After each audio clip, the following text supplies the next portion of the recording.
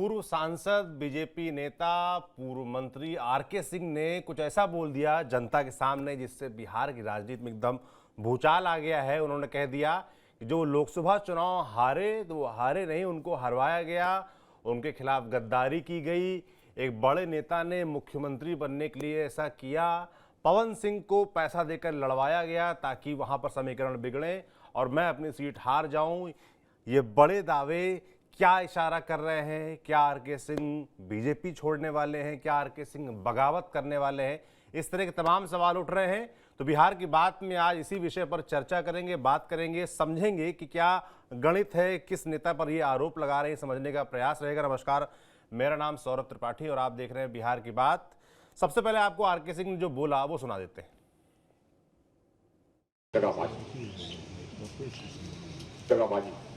कुछ हमको पता चल गया। आप ये बताइए कि बूथ पर हमारा ये नहीं पहुंचा है वोटर लिस्ट, बूथ पर एजेंट है, तब जाकर के आदमी पूछेगा 5 लाख कितनी तो क्या हो गया, क्यों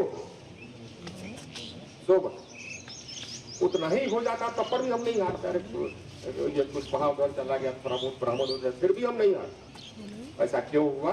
ये गद्दारी। गद्दारी का जानकारी होना चाहिए आप, क्योंकि आप जनता है। क्यों हुआ?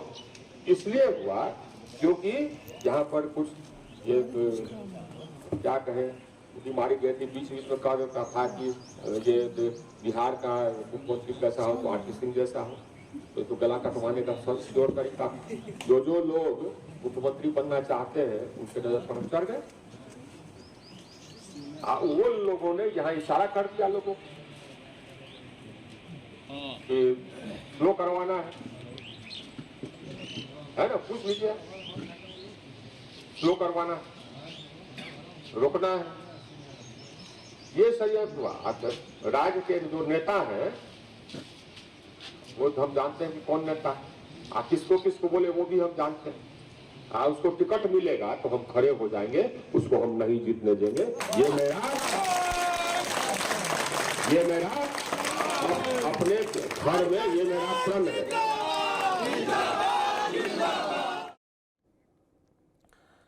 तो सुना आपने आरके सिंह किस तरीके से कस्में खा रहे हैं, गद्दारी के इल्ज़ाम लगा रहे हैं, कह रहे हैं कि आने वाले वक्त में बदला ले लूँगा। महत्वाकांक्षा की जिक्र कर रहे हैं कि कुछ लोग नारा लगाने लगे थे कि आरके सिंह जैसा हो, बिहार का मुख्यमंत्री कैसा हो। इसको लेकर जो लोग बनना चाहते हैं असुरक्षित महसूस किए और उनको चुनाव हरवा दिया। क्या है इसके पीछे गणित, वो समझने का प्रयास रहेगा। हमारे साथ कुछ वरिष्ठ साथी जुड़ रहे हैं।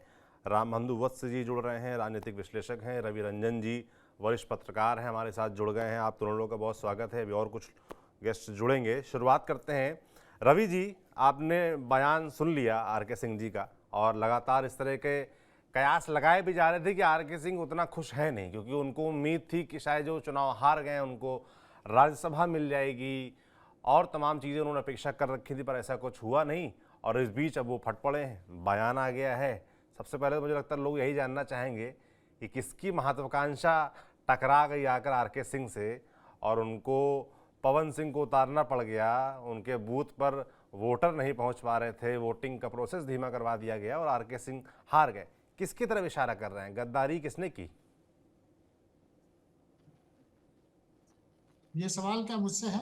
जी अच्छा, देखिए सौरभ जी, आरा चूंकि संसदीय क्षेत्र और मैं आरा संसदीय क्षेत्र का ही वोटर हूं, तो अच्छा, वहां की राजनीति को मैं बहुत अच्छी तरह से समझता हूं। फिर तो और आप अच्छे समझा आरके देंगे दर्शकों सिंह को हमारे। जी जी बिल्कुल।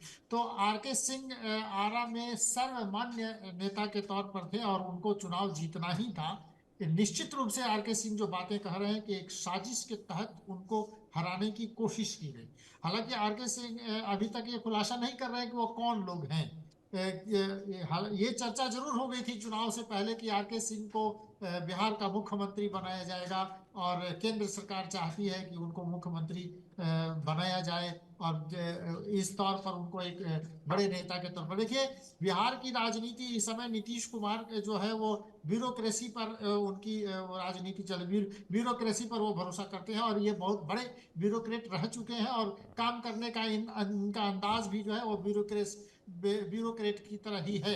तो जी। आरा में खास करके मैंने उस संसदीय क्षेत्र में जो छोटे छोटे नेता छुटभइये नेता हैं जो लंबा लंबा कुर्ता पैजामा सिलवा के और नेतागिरी शुरू कर देते हैं, इन लोगों की चल नहीं रही थी वहां पर।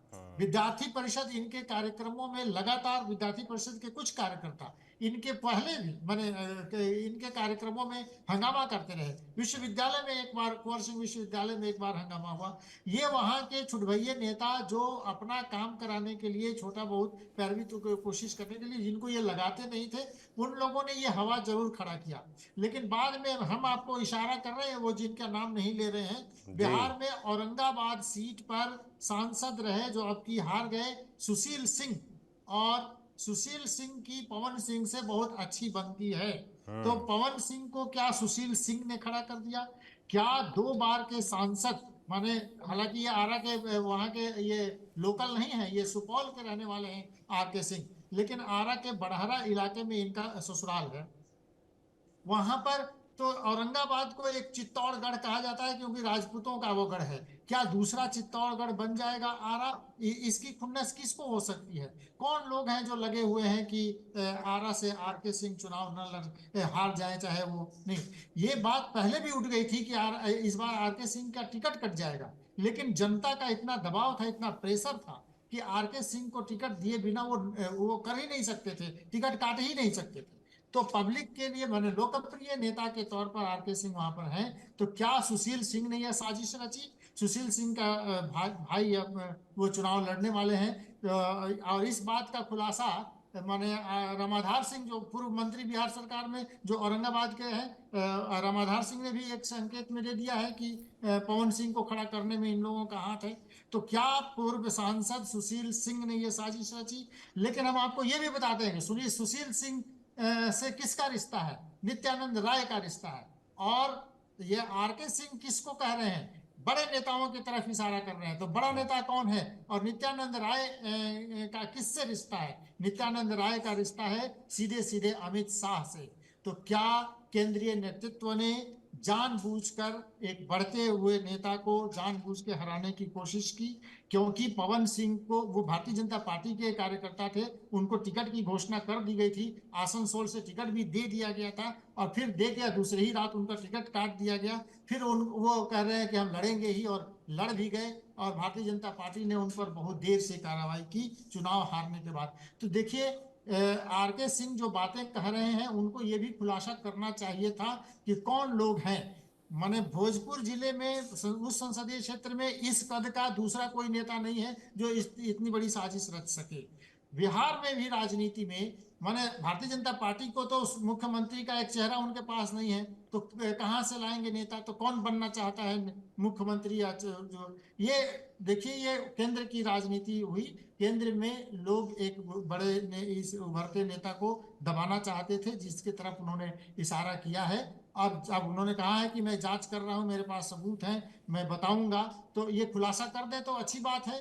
लेकिन उन्होंने अपनी बातों में एक बात और कही है जिसको आपने ध्यान से सुना होगा कि मैं तो पहले पार्टी बनाने जा रहा था, लेकिन नीतीश कुमार ने देखा कि ये काबिल व्यक्ति हैं और फिर बाद में भारतीय जनता पार्टी ने हमको ये किया। तो ईमानदार और काम करने वाले लोगों की पार्टी में बनाना चाहता था, तो क्या वो पार्टी बनाएंगे? माने ये तो जो बातें वो कह रहे हैं कि क्या कोई नई पार्टी बनाएंगे, अब देखना दिलचस्प होगा। हालांकि आरके सिंह ने जो बातें कही हैं भारतीय जनता पार्टी के लिए मुश्किल भरी बातें तो जरूर हैं। बिल्कुल मुश्किल भरी बातें हैं क्योंकि इतनी सारी जीतों के बीच बिहार अब बड़ा टारगेट है बीजेपी के लिए, और उस बीच एक बड़े नेता चुनाव जरूर हार चुके हैं पर कद उनका बड़ा है, केंद्रीय मंत्री रहे हैं, कैबिनेट मिनिस्टर रहे हैं, उससे पहले स्टेट मिनिस्टर रहे, मगर फ्री हैंड था उनको। तो अब इस बीच ये बयान आना और लोकसभा चुनाव के लिए आरोप लगाना, जाहिर सी बात है चिंता तो पार्टी के लिए खड़ी करेंगे। श्याम किशोर जी हमारे साथ जुड़ गए हैं साथ संतोष सिंह जी जुड़ गए हमारे साथ, दोनों का भी बहुत स्वागत है। संतोष जी, मैं आपसे जानना चाहूँगा, ये जो आप बयान देखा आपने आरके सिंह का, तो उन्होंने सीधे तौर पे एक तो मुख्यमंत्री की महत्वाकांक्षा का जिक्र किया कि किसी की महत्वाकांक्षा थी जो मुझसे टकरा गई और लोगों को लग रहा था शायद मैं बन जाऊंगा, इस वजह से मुझे हरवा दिया गया। इशारा किसकी तरफ कर रहा है? रवि जी जैसे कह रहे थे, उन्होंने नाम लिया कि वो नित्यानंद राय तक उन्होंने तार जोड़ दिया मुख्यमंत्री के लिहाज से, और सुशील सिंह का नाम लिया। आपको क्या लगता है किसकी तरफ इशारा था उनका? बात खत्म की, उससे थोड़ा बात आगे बढ़ा। देखिए, आरके सिंह कोई पॉलिटिशियन तो है नहीं। वो दौर याद कीजिए 2014 का, उस समय में होम सेक्रेटरी हुआ करते थे और दोभाल पीएमओ के जो आज जिस भूमिका में है उसी भूमिका में मनमोहन सिंह के साथ थे। और जो उस दौर में जो ऑपरेशन चला, उस ऑपरेशन में डोभाल और आरके सिंह बहुत सारे मामले में साथ रहे। चाहे दाऊद के खिलाफ ऑपरेशन चला हो, चाहे मुंबई ब्लास्ट के मुंबई में जो हमला हुआ था ताज होटल पे, तो दोनों आईएएस हैं थे, लेकिन मानसिकता इन दोनों की पुलिसिंग वाली रही और दोनों में बहुत गहरा रिश्ता रहा। और दोनों एक दूसरे को नौकरी से बाहर हुए तो दोनों एक साथ राजनीति में एक दूसरे को बनाए रखने की कहीं न कहीं डोभाल के कोटे से ये आते हैं।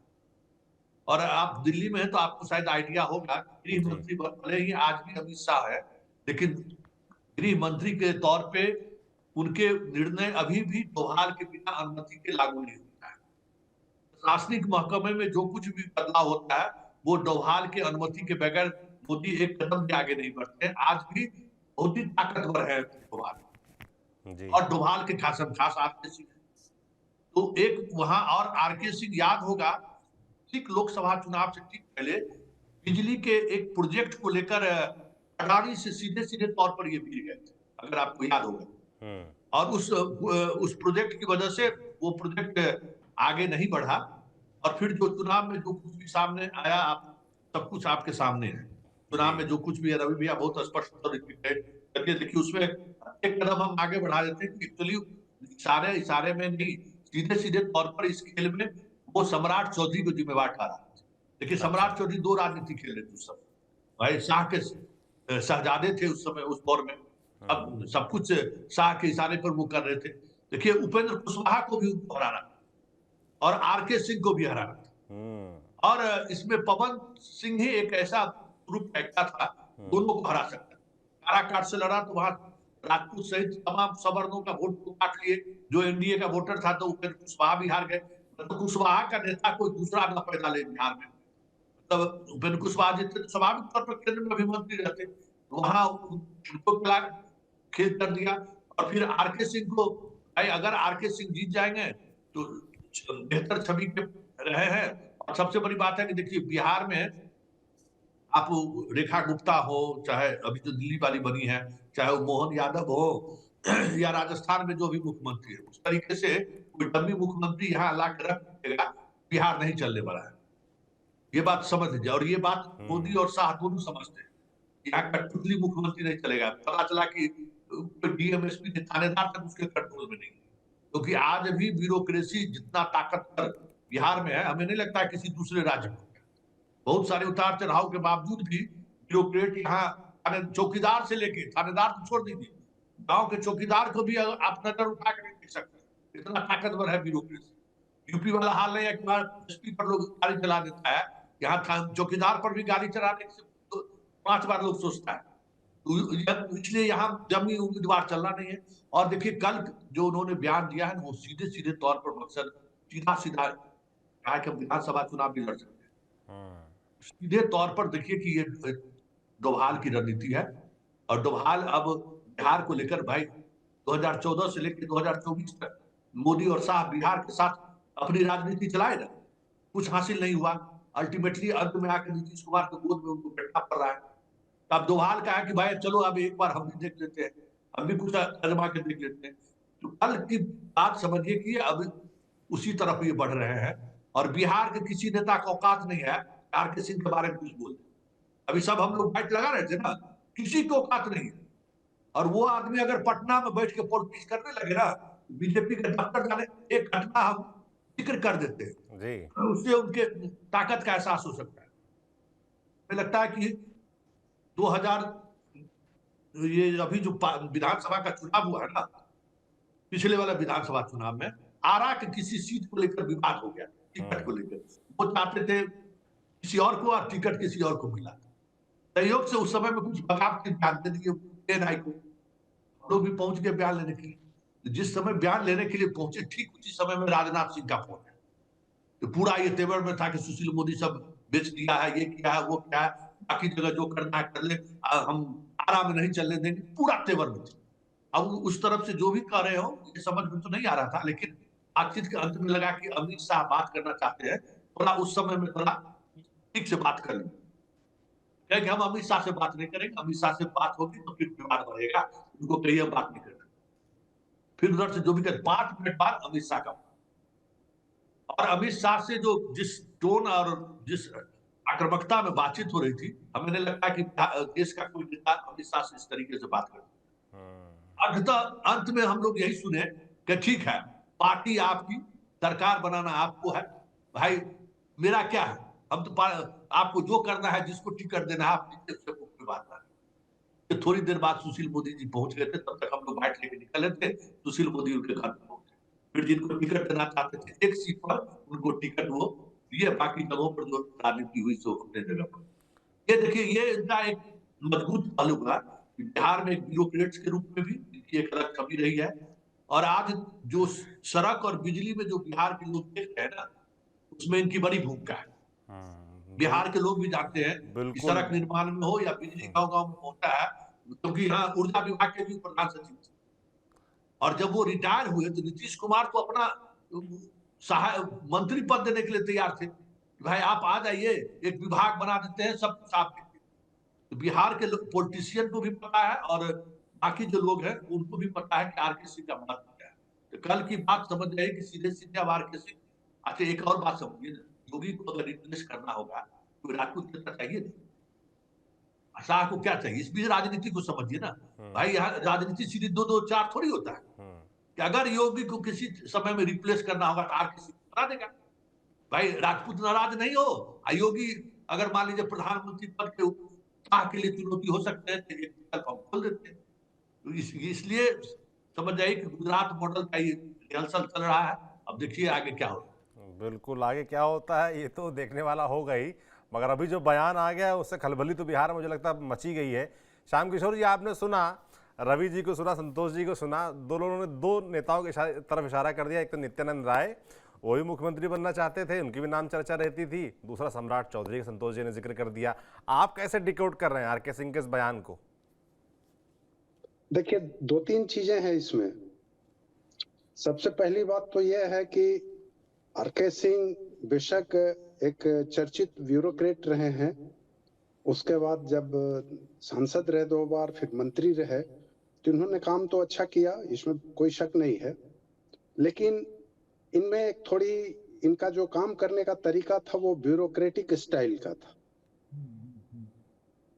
जो अभी चर्चा की रवि रंजन जी ने, या और बाकी लोग जानते भी हैं, सभी हैं, कि सवाल है कि कोई आदमी विधायक बनता है या सांसद बनता है या मंत्री बनता है, मुख्यमंत्री बनता है, तो वो तो ऐश करता है, इसमें कोई शक नहीं है। लेकिन अगर वो चाहेगा कि उनके कार्यकर्ता फिर केवल झोला ढोते रहें तो कौन चलेगा?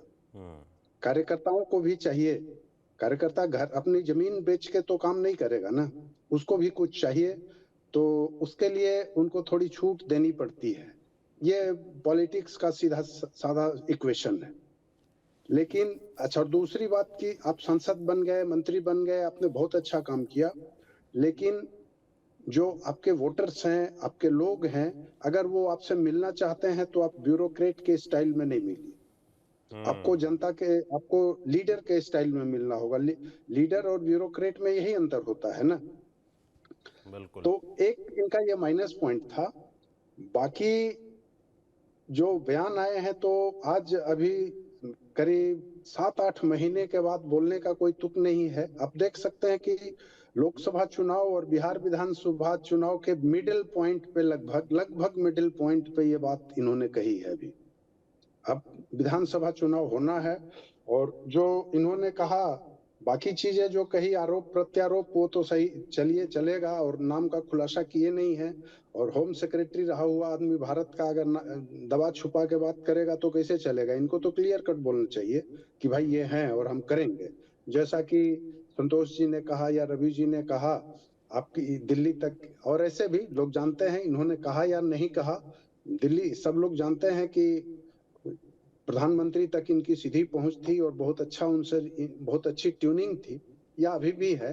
तो ऐसी स्थिति में इनको दबा के बात नहीं करनी चाहिए, खुल के बोलें, खुल के खेलें। और जो था पहले कभी कि भाई अलग पार्टी बनाएंगे, तो वो दौर तो गुजर चुका, और अलग पार्टी बना के कितना सरवाइव कर सकते हैं ये भविष्य के गर्भ में है, वो तो मुझको नहीं लगता। लेकिन जो मुझे लग रहा है कि सीधे सीधे ये है कि अगले चुनाव में, विधानसभा चुनाव में इनको मनवांछित सीट मिले, और अगर परिस्थितियां बनती है तो मुख्यमंत्री बनाया जाए। इसके अलावा बाकी इसमें मुझको बहुत दम नहीं लगता है। बाकी चीजें तो पॉलिटिक्स में जो कही जाती हैं वो कितना सच होती हैं ये सब कोई जानता है। पॉलिटिक्स के लिए तो सीधे कहा जाता है कि जो कहा जाता है वो किया नहीं जाता, और जो किया जाता है वो कहा नहीं जाता है।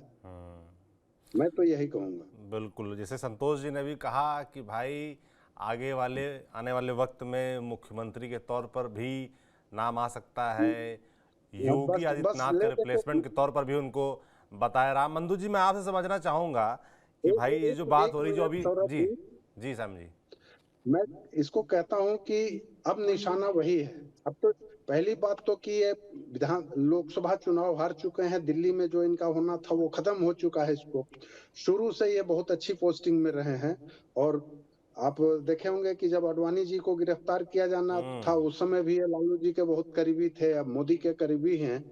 तो एक होता है ना नशा चढ़ना, तो वो नशा तो जलवा तो इनमें है। मेंटेन रहा है आर के सिंह जी का, थोड़ा अभी डाउन मारा है, मुझे लगता है कि फिर से जलवा टाइट हो, इसीलिए इस बयान आ गया। पर बयान भी बड़ा सुरक्षित तरीके से आया है। राम बंधु जी, आप ध्यान दे रहे होंगे जी, बयान बड़ा सुरक्षित तरीके, जैसे कि श्याम जी बोल रहे थे, श्याम जी भी, कि नाम नहीं लिया है। अगर भाई आप इतने पावरफुल हो, ताकतवर हो, तो नाम लेके बोलिए, खुल के बोलिए। क्या सेफ खेल रहे हैं इसलिए ताकि संभावना बनी रहे भी इस पार्टी में, अलग पार्टी बनाने का समय वैसे भी निकल गया है।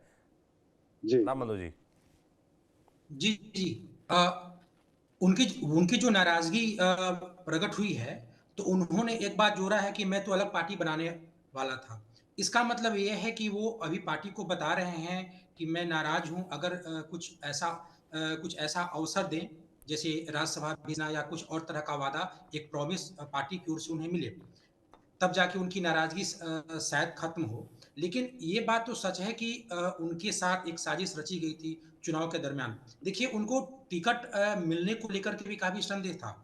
जब ऐसे कई बार थे जब वो खींच के बोलते थे कि मैं तो हमेशा पॉकेट में अपना इस्तीफा लेके चलता हूँ। जब वो अपने क्षेत्र में रहते थे तो कभी विद्यार्थी परिषद, तो कभी आरएसएस के जो कार्यकर्ता हैं, स्वयंसेवक हैं, उनके साथ उनकी नोक-झोंक हो जाया करती थी। तो एक बहुत अच्छी या तगड़ी छवि तो शुरू से नहीं थी। आप ध्यान दीजिएगा, प्रधानमंत्री नरेंद्र मोदी आए थे तो 2024 के लोकसभा चुनाव के प्रचार के दौरान तो उन्होंने एक बात कही थी कि ये इस चुनाव में वोट आप मेरे नाम पे दीजिए, प्रधानमंत्री के नाम पे दीजिए, ये मत देखिए कि आपका सांसद कैसा है। इसका मतलब यह है कि बिहार में रामपाल यादव, आर के सिंह, इन लोग के बारे में इस तरह की चर्चाएं थी कि इन लोगों को टिकट नहीं मिलनी चाहिए, लेकिन खैर इनको टिकट मिला। बिहार में 2020 में जब यूपी के तर्ज पे 2 डिप्टी सीएम बनाए गए, एक तारकिशोर प्रसाद सिंह, एक रेणु देवी। उसके बाद नीतीश कुमार महागठबंधन में चल गए। जब नीतीश कुमार की पुनर्वापसी हुई एनडीए में, तो 2 डिप्टी सीएम फिर बनाए गए। उनमें एक सम्राट चौधरी और एक विजय कुमार सिन्हा। जब ये दोनों डिप्टी सीएम बने तो दोनों के मन में मुख्यमंत्री की लालसा जागी। उसके बाद बीजेपी के अंदर जो गुटबाजी थी, जो पहले से भी थी लेकिन वो दबी थी या संतुलित थी, वो गुटबाजी अपने उभार पे आ गई। और वो उभार पे आने में सम्राट चौधरी का नाम अक्सर मीडिया में आता था। आप देखेंगे कि सम्राट चौधरी, वैसे सभी नेता जिनके बारे में अगर थोड़ी भी ऐसी गुंजाइश हो कि ये मुख्यमंत्री के दावेदार हो सकते हैं, उनको वो कहीं ना कहीं किनारे लगाने का प्रयास किए हैं। आर के सिन्हा जी भले ही अपना दर्द रू दिए, लेकिन ये इकलौते नहीं हैं जो बीजेपी के खेमेबाजी का शिकार हुए हैं। इसके शिकार उपेंद्र कुशवाहा भी हुए हैं और इसके शिकार आरसीपी सिंह भी हुए हैं। जदयू छोड़ने के बाद जब वो बीजेपी में आए, एक तो बीजेपी लंबे समय तक उनको अपनी पार्टी में ले नहीं रही थी, लेने के बाद भी बिल्कुल वो गुमनाम से हो गए थे। तो जिन जिन लोगों को लगा कि ये सीएम के दावेदार हो सकते हैं, उन लोगों का बीजेपी का जो तत्कालीन जो गुटबाजी था, उसके कारण वो लोग दरकिनार हो गए। उसी में एक विक्टिम आरके सिंह जी भी हो सकते हैं। आप देखेंगे कि बीजेपी के कोई भी नेता पहले अपने चुनाव प्रचार या कभी किसी भाषण में जाति का नाम नहीं लेते थे, लेकिन सम्राट चौधरी जी ने कहा कि अगर कोई कुशवाहा के बेटे को छुएगा तो हम कतरा कतरा खून बहा देंगे। तो नीतीश कुमार के बाद एक अति पिछड़ी जाति के बड़े नेता के तौर पे सम्राट चौधरी अपने आप को डेवलप करना चाहते थे और इसी प्रक्रिया में कई नेताओं को बीजेपी के गुटबाजी का शिकार होना पड़ा। और एक उपेंद्र कुशवाहा जी भी हैं, उन्होंने जब चुनाव परिणाम आया था तो उन्होंने भी आरोप लगाया था, उनका इशारा भी इन्हीं पे था। आज आरके सिन्हा जी भले किसी का नाम न लें, लेकिन मीडिया में तो ये बात है, कल के बयान में भी, कल जब उन्होंने बयान दिया उसके बाद भी मीडिया में नाम चल रहा है, सम्राट चौधरी जी का भी, नित्यानंद राय का भी, यही 2 लोग थे उस समय। जब चुनाव परिणाम आया था तो इन्हीं दोनों का नाम है।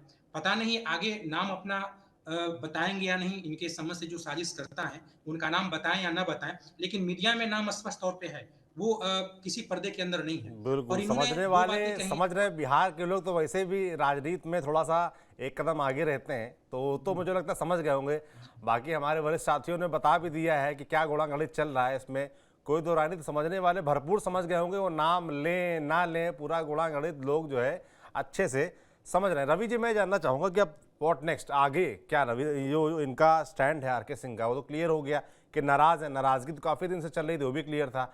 अब उन्होंने बयान दे दिया, जनता के बीच शिकूफा छोड़ दिया है। आपने कहा कि भाई पार्टी अलग बना सकते थे, इस तरह की बात भी उन्होंने कही। अब क्या कोई संभावना है अलग पार्टी बनाने की? क्योंकि वो कह रहे हैं कि जिन लोगों ने गद्दारी की है मैंने चिन्हित कर लिया है, उनको टिकट मिलेगा तो मैं पूरी तरीके से बदला लूंगा विधानसभा चुनाव में। तो विधानसभा चुनाव के मद्देनजर पार्टी बनाने की स्थितियां क्या बची हैं या बीजेपी के साथ रहेंगे? क्या फ्यूचर क्या देख रहे हैं आप? देखिए सौरभ जी, आरके सिंह कोई नई पार्टी बना के और नई राजनीति शुरू करेंगे ऐसा लगता नहीं है, और वो नहीं करेंगे, इसकी संभावना कम है। मैं संतोष जी की बात से ज़्यादा इत्तेफाक रखता हूँ। और संतोष जी ने बिहार की राजनीति की परतों को जिस तरह से वो खोला है, और वो करते रहते हैं, हम उनको देखते रहते हैं, तो वो संतोष जी की बात से मैं ज़्यादा इत्तेफाक रखता हूँ कि अच्छा, प्रेशर पॉलिटिक्स भी चुनाव से पहले तो होती ही है। तो आरके सिंह का तो टिकट ही काटने की तैयारी चल रही थी बीजेपी में कि आरा से उनको टिकट नहीं देंगे। अगर जनता का इतना बड़ा डिमांड न होता तो आरके सिंह का टिकट भी कट गया होता, लेकिन केंद्रीय नेतृत्व ने उनकी पकड़ मजबूत है और इसीलिए उनका टिकट नहीं कटा। तो आरके सिंह, जैसा कि संतोष जी जो इशारा कर रहे हैं, उस बात में ज्यादा दम है कि बिहार में जो राजनीति, नीतीश कुमार की तबीयत को आप देखें, नीतीश कुमार जिस तरह से बातें कर रहे हैं और विपक्ष जिस तरह से उन पर हमलावर है कि अब ये बीमार हो चले हैं, तो इस बात की भी तलाश बहुत हो रही है कि नीतीश के बिना जदयू का क्या होगा, जी। और जदयू रहेगी भी कि नहीं रहेगी। तो क्या भारतीय जनता पार्टी अपना कोई नेता खड़ा करना चाहती है कि अगर ऐसा कुछ हुआ तो वहाँ बिहार में नेतृत्व के लिए कोई चेहरा अगर उनके पास है, तो निश्चित रूप से आरके सिंह एक बड़े चेहरा के तौर पर उभर कर सामने आएंगे जिनकी स्वीकारोक्ति है। देखिए तो रवि जी, प्रेशर आपकी पॉलिटिक्स के आपकी ये साथ बात साथ सुनकर अगर बिहार में तमाम नेता जो है नाराज हो जाएं तो कोई दो राय नहीं होगी, क्योंकि जो नाम आप ही लोगों ने लिए, नित्यानंद राय हो, सम्राट चौधरी हो, ये सब ये आप लोग की बात सुन के नाराज हो सकते हैं। हाँ, हो सकते हैं, लेकिन जो बात है सो है। बिहार के बच्चा बच्चा जानता है कि ये कौन लोग इस राजनीति में, आरके सिंह नहीं बोल रहे हैं, लेकिन सब लोग जानते हैं कि कौन लोग हैं जो आरके सिंह को परेशान करना चाहते हैं। कुशवाहा वोटर्स को लेकर आप उपेंद्र कुशवाहा को आपने राज्यसभा क्यों भेजा? अपना प्रत्याशी, क्योंकि उपेंद्र कुशवाहा की स्वीकारोक्ति है, कुशवाहा वोटर उनके बिना बिहार में कहीं दूसरी जगह नहीं जा सकता। सम्राट चौधरी कुशवाहा के नेता नहीं हो सकते, वो चाहे लाख कोशिश कर ले। और बाद में तो उन्होंने पगड़ी भी उतार दी, जाके सरजू में नहा लिया, और वो कह रहे थे कि जब तक इनको हटाएंगे नहीं तब तक पगड़ी नहीं, तो पगड़ी तो उतर गई और अब उनके पीछे पीछे घूम रहे हैं। तो नेता कौन होगा? निश्चित रूप से आरके सिंह में कोई बात है, और पार्टी को उनके भीतर कोई संभावनाएं दिख रही हैं, तो ये कह नहीं सकते कि आरके सिंह जो अपनी तरह से जो राजनीति कर रहे हैं, तो निश्चित रूप से आरके सिंह के लिए बीजेपी के भीतर संभावनाएं ज्यादा हैं और बीजेपी उस ओर देख भी रही है, ऐसा लगता है। बिल्कुल संतोष जी जो बात बोल रहे हैं रवि जी कि बीजेपी को संभावनाएं दिखती हैं आरके सिंह के अंदर, और जिस तरीके से उन्होंने आज बगावत छेड़ी है और संभावनाएं दो एकदम विपरीत बातें लगती हैं। क्या कुछ करवाया जा रहा है? जो आप इशारा कर रहे थे कि आरके सिंह जो आप अचानक से चुनाव से 6-8 महीने पहले ये बयानबाजी शुरू कर रहे हैं ताकि उनकी चर्चा फिर से पूरे बिहार में हो, वो खुद से कर रहे हैं या करवाया जा रहा है? देखिए, जहां तक आरके सिंह के बारे में मेरी समझ है, अगर कोई मीडिया वाला आज पहुंच जाए ना और उनको लोगो लगा दे कि आप तो वहां छायावादी बोले थे, कौन वो नेता है, वो नाम बता दे तो कई भेज ही दीजिए किसी को फिर। ना वो पॉलिटिशियन है ही नहीं। हाँ। चुनाव जो आरा से चुनाव लड़ रहे थे, तो हमें लगता है कि 1 सप्ताह पहले हमारी उनकी मुलाकात, वो बैठे हुए थे अपने जहां उनका चुनाव कैंपेन का टीम था वहां पर बैठे हुए थे, और संघ के कुछ पदाधिकारी भी बैठे सहयोग से पूर्व परिचित थे। तो हम जब बताए कि मिलना चाहते हैं तो चले गए। जैसे अमित शाह वाला वाकया देखे, उसी तरीके से वहां भी देखे। आरके सिंह कह रहे थे संघ वाले से, देखिए भाई हम पैसा तो कमाए नहीं और मेरे पास पैसा नहीं है, ये बूथ का खर्चा जो मांग रहा है हर बूथ पर 5,000 रुपया, कहां सब देंगे? अब बताइए। तो भाई 2014 आप लहर में जीत गए, 2019 भी लहर में जीत गए। इसमें भाई पार्टी का जो कार्यकर्ता है, उस अब जो पॉलिटिकल सिस्टम है उसमें क्या कीजिए? तब संघ वाले लोग जो जहां से भी कुछ पैसा लाए होंगे, तब भी समझिए कि उनका 50% से ज्यादा कभी भी आप बेहतर जाते हैं पोलिंग एजेंट नहीं काम है। मतलब बीजेपी का अगर कोई उम्मीदवार चुनाव लड़ रहा हो, उसका पोलिंग एजेंट नहीं हुई, कहीं हो ही नहीं सकता। उनका पोलिंग एजेंट नहीं थे। संघ अंतिम समय में जो कुछ भी वहां खर्चा वगैरह पहुंचाने में कामयाब हुए होंगे। तो ये फिर भी एक बात समझ लीजिए कि आरके सिंह ने जो कहा है ना, नाम बोल देंगे, अगर 1-2 बार मीडिया वाले पूछे तो नाम भी बोल देंगे कि कौन आदमी ये है, और जो लिस्ट को दिया गया है भाई उसको अब जरूरत सवाल है कि अब तो सम्राट चौधरी की जरूरत भी नहीं है ना। और बीजेपी यादव पर जितना बिहार में प्रयोग किया है, हमको नहीं लगता कि किसी दूसरे जात पर उतना प्रयोग किया। जनसंघ के जमाने से लेकर आज, और आज तक यादव के दिल पर राज करना तो दूर की बात है, दिमाग तक भी नहीं पहुंच पाया। अब नित्यानंद राय खत्म है, सम्राट चौधरी में की जो स्थिति है, सम्राट चौधरी को अपना आप समझिए पिछले वो कब चुनाव जीते, जब राजद के साथ थे, उसके बाद लगातार वो चुनाव हार गए, कंस्टिट्यूंसी पे कंस्टिट्यूंसी बदल रहे, फिर भी चुनाव हार गए। बीजेपी को समझ में आ गई है कि भाई अभी प्रदेश अध्यक्ष हटाया ही, अभी हुआ क्या कि कॉम्बिनेशन में थोड़ा संजय झा इन लोगों के साथ मिलके जो है थोड़ा ब्यूरोक्रेसी पर अभी सम्राट चौधरी थोड़ा बोलते भी है बरबोले तरीके से, कुछ काम इनका हो जाता है। थोड़ा ये विजय सिन्हा से ज्यादा सहज है ब्यूरोक्रेसी पर पकड़ बनाने में, और प्रदेश अध्यक्ष रहे हैं, वही कार्यकारिणी अभी है, और दिलीप जायसवाल थोड़ा सीधा सा रहा है, और उस तरीके से मतलब ये नहीं है कि जो कार्यकारिणी है सबको हटा दे, इनके लोगों को हम साइड कर देते, इस प्रवृत्ति के दिलीप जायसवाल नहीं है। इसलिए सम्राट चौधरी अभी मजबूत दिख रहे हैं। लेकिन एक बात जो पार्टी को बात है, अगर देख लीजिए कि बीजेपी अगर कुछ न कुछ धीरे धीरे चीजें सामने आएंगी, एक घर तो इनका खुला हुआ है, मुझे लगता है कि रवि भी अभी सहमत हो। नीतीश कुमार अगर 2025 का अगर चुनाव में अगर उठा पटक कुछ इधर उधर बाएं दाएं हुआ, तो आरके सिंह बहुत ज्यादा बन सकते हैं।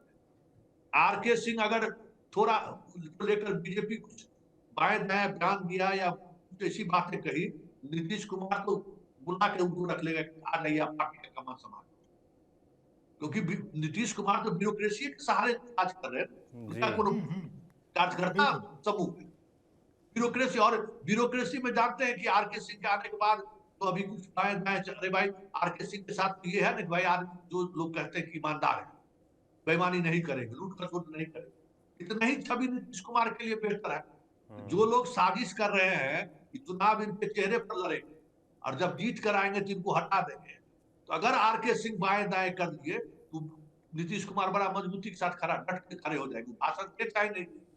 ये भी गेम हो सकता है कि भाई, क्योंकि आरके सिंह और नीतीश कुमार के बीच तरीके का रिश्ता है जिसका हमको नहीं लगता है कि सोच भी सकता है।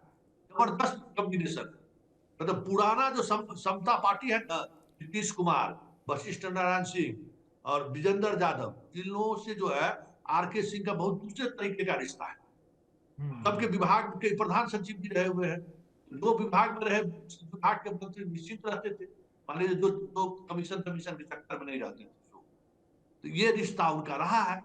तो वो लोग भी अगर बीजेपी थोड़ा भी आक्रामक अगर सम्राट चौधरी चीज से बयानबाजी करा दिया तो समझ जाए कि 1 महीना के अंदर में कमंडल आरके सिंह उठाएंगे और चल जाएंगे जदयू के साथ।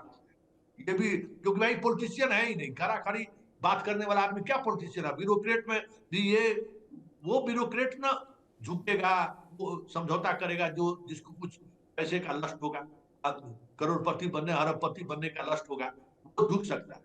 इनको तो कुछ लेना देना है, तो जहां तक हम लोग समझते हैं लेना देना है नहीं। ये बीजेपी उधर उधर करेंगे तो जदयू शामिल हो जाएंगे, उसके बाद खेला होगा।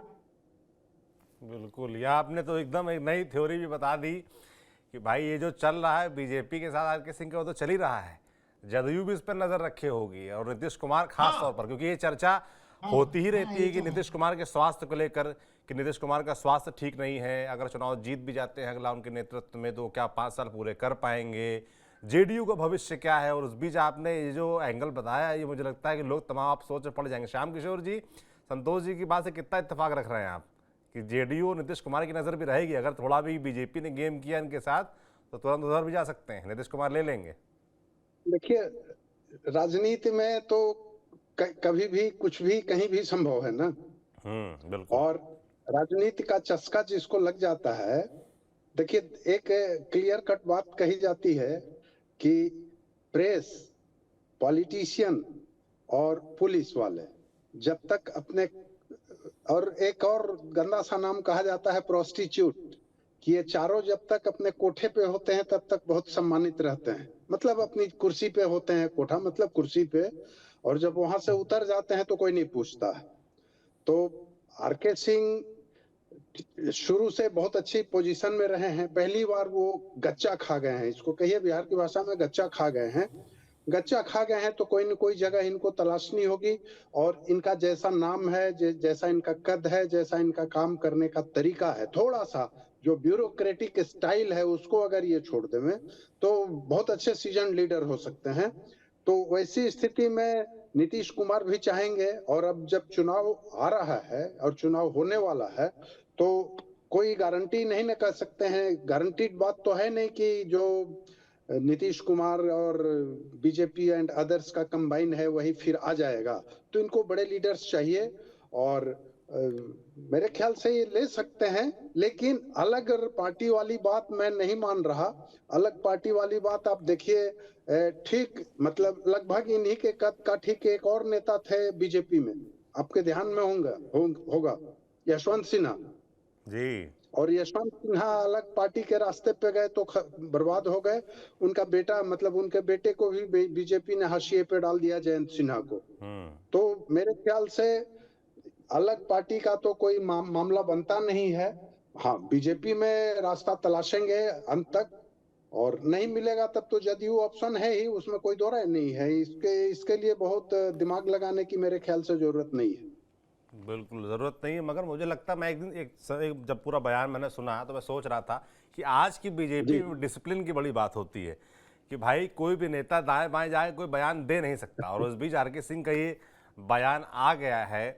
तो राम बंधु जी, मैं जानना चाहता हूँ कि भाई नहीं, इसमें एक बात मैं रोकूंगा जी थोड़ा सा, आधा मिनट, कि दो चीजें हैं। एक तो बीजेपी में दो चीजें कही जाती है बीजेपी में, एक तो अनुशासन जो आपने कहा, और मतलब हार्डकोर अनुशासन नहीं, मतलब आपको सांस भी लेनी है तो ऊपर से परमिशन चाहिए। अरे देखिए ना, चिट्ठी में लिफाफे में नाम लिख के आता है, ऐसे ऐसे नाम लिख के आते हैं, गूगल करना पड़ता है कौन है, और मुख्यमंत्री बन जाते हैं। अच्छा, दूसरी बात यह है कि सभी पार्टियां कहती हैं, बीजेपी कुछ ज्यादा ही कहती है कि जाति पाति पूछे नहीं कोई, लेकिन आरके सिंह ने जो कहा उसमें देखिए क्लियर कट जातीय बातें हैं तो ये इस बात को इस्टेब्लिश करता है कि बीजेपी भी अब केवल जातीय समीकरणों पे चुनाव लड़ने पर केंद्रित है और आगे भी रहेगी। बिल्कुल, अब वो तो मान लीजिए सियासी मजबूरी है, और बिहार में तो ये मजबूरी कुछ ज़्यादा ही प्रबल हो जाती है। यहाँ तो इससे बच ही नहीं सकते, और कहीं आप और गणित लगा लें, मगर बिहार में तो बिना जातिगत गणित के चुनाव ही नहीं हो सकता, आप लड़ ही नहीं सकते, तो वो तो मान लीजिए बैठाना ही पड़ेगा। राम बंधु जी, जो मैं बात बोल रहा था डिसिप्लिन वाली, उसको तोड़ते हुए जिस तरह के बयान आया है, तो लीडरशिप क्या लगता है आपको, इससे सहज रहेगी या असहज हो जाएगी? आवाज आपकी राम बंधु जी नहीं आ रही, म्यूट है मेरे ख्याल से जी। और केंद्रीय लीडरशिप को मुझे तो नहीं लगता है कि कोई फर्क पड़ना चाहिए। देखिए, लोकसभा चुनाव में बहुत सारे ऐसे उम्मीदवार हैं जिनको दोबारा टिकट दिया गया, जिनको लेकर के नाराजगी रही है लोगों में, और जब बीजेपी का जो परिणाम आया उसके विश्लेषण में एक फैक्टर रहा कि वो नए जिले को नहीं ला पाए, तो उसी कड़ी में पाटलिपुत्रा के रामकृपाल भी थे, गिरिराज सिंह भी थे, आरके सिंह भी थे, उनमें कई लोग जीते और कई लोग हार गए। लेकिन मुझे लगता है कि उन्होंने जो कल अपनी नाराजगी प्रकट की है, उनको ऐसा लग रहा होगा कि उपेंद्र कुशवाहा जी को राज्यसभा में भेज दिया गया, यहाँ पे बीजेपी में भी प्रदेश अध्यक्ष, नए प्रदेश अध्यक्ष बनाए जाएंगे। ये भी चर्चा चल रही है कि दिलीप जायसवाल क्योंकि मंत्री भी हैं तो शायद वो हटाए जाएं। एक चर्चा ये भी चल रही है कि मंत्रिमंडल का विस्तार होने वाला है। तो इन्हीं सबों में अपना कोई एक स्थान देखने के लिए हो सकता है किस तरह का बयान दिए हों। नई पार्टी बनाएंगे, मुझे लगता है बिल्कुल नहीं बनाएंगे, न वो समय है और न ही कोई उनके पास। मान लेते हैं कि अगर वो अपनी जाति का इतने लोकप्रिय, अगर अच्छा लोकप्रिय नेता होते तो कम से कम पवन से एक निर्दलीय प्रत्याशी आए, चुनाव क्यों हार गए? अपनी जाति का तो वोट उनके पास होना चाहिए था। तो इस तरीके से वो नई पार्टी बनाएंगे, मुझे लगता है नहीं बनाएंगे। अब आप ये देख लीजिए कि जहां तक डिसिप्लिन है, मैं पहले वही बात की चर्चा कर रहा था कि जब से सम्राट चौधरी को डिप्टी सीएम बनाया गया है, तब से बिहार बीजेपी के जो नेता हैं वो अपना जाति आधारित बयान कुछ ज्यादा ही देने लगे हैं। जैसे कि जब सम्राट चौधरी ने कुशवाहा समाज को लेकर कहा, बीजेपी ओबीसी समाज और अति पिछड़े समाज को लेकर के नया नया प्रयोग करती रही। जैसे कभी नित्यानंद राय आए, नित्यानंद राय जब यादव समाज में सिंधमारी करने में सफल हो गए तो सम्राट चौधरी के जरिए बीजेपी का एक प्रयोग हुआ। लेकिन सम्राट चौधरी अति पिछड़े के नेता के रूप में उभरने के बजाय वो कुशवाहा समाज के नेता के रूप में उभरना शुरू कर दिए। उन्होंने अपनी जाति का स्पष्ट तौर पर नाम लेना शुरू कर दिया अपने भाषणों में। उसके कारण बीजेपी के अंदर सवर्ण और अति पिछड़े समाज में एक नाराजगी बढ़ गई। उसका खामियाजा भी बीजेपी को भुगतना पड़ा और वही कारण है कि उन्हें प्रदेश अध्यक्ष के पद से हटाया गया। तो वो जो गुटबाजी उभर के आई तो कई बड़े बड़े नेता इसके शिकार हुए हैं। लेकिन आरके सिंह जी का जो बयान था कि मैं चुनाव लड़ूंगा, देखिए सम्राट चौधरी तो खगड़िया से चुनाव लड़ते हैं, तो क्या खगड़िया से चुनाव लड़ पाएंगे या एक पार्टी बनाएंगे तो अपने प्रत्याशी को खड़ा कर पाएंगे? तो ये जो नाराजगी है कहीं ना कहीं अभी कुछ ऐसे अवसर आने वाले हैं, उन जैसे कि अब मैंने अभी कहा प्रदेश अध्यक्ष बनाया जाए, मंत्रिमंडल का विस्तार हो या फिर चुनाव में टिकट ही मिल जाए, तो इसी तरीके की एक जो संभावना है उसी संभावना को तलाशने के लिए इस तरह का बयान दिए हैं।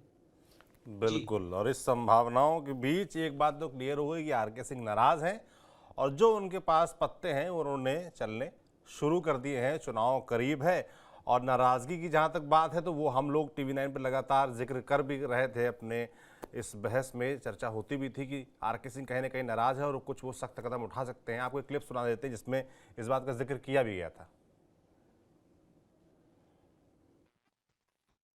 आपको क्या लगता है आरके सिंह बीजेपी छोड़ रहे हैं, उन्होंने मन बना लिया है? ये मैं आपको बता दूं, हमारे सूत्रों से पुख्ता जानकारी है आरके सिंह बीजेपी छोड़कर कहां जा सकते हैं। और जिस तरीके से संतोष जी कह रहे हैं कि जितना सम्मान उनको बीजेपी में मिला कहीं और नहीं मिल सकता है, क्या इस हाल के बावजूद क्या वो बीजेपी छोड़ सकते हैं या अभी और बीजेपी छोड़ देते हैं तो किस पार्टी में जा सकते हैं? क्योंकि कई सारे ब्यूरोक्रेट जन स्वराज में एक नई उम्मीद देख रहे हैं। क्या आपको लग रहा है कि जन स्वराज उनका दूसरा घर हो सकता है, दूसरी पार्टी हो सकती है बीजेपी के बाद?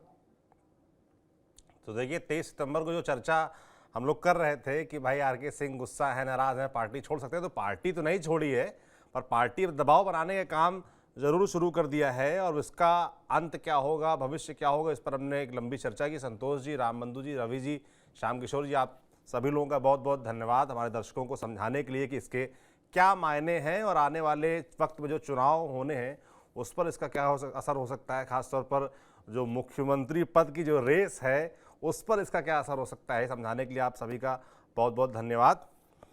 बाकी बिहार है और बिहार की राजनीति है और आने वाले वक्त में है चुनाव, तो चुनाव से पहले मुझे लगता है इस तरह की बयानबाजी, इस तरह के दबाव बनाने का प्रयास लगातार होता रहेगा सभी पार्टियों की तरफ से। मगर आज आरके सिंह ने जो कहा, जाहिर सी बात है कि वो बड़ा बयान है, बड़ा आरोप है, गद्दारी का आरोप उन्होंने लगाया और उन्होंने कहा कि वो बदला भी वो लेंगे आने वाले विधानसभा चुनाव में और बहुत जल्दी वो नाम भी बताएंगे। तो नाम क्या है, आरोप किन पर लगे हैं, ये हमारे जो वरिष्ठ साथी थे सभी ने आपको बताने समझाने का प्रयास किया। आपको ये बातचीत कैसे लगी हमें कमेंट बॉक्स में लिखकर ज़रूर बताएं। बाकी देखते रहिए बिहार की बात। शुक्रिया।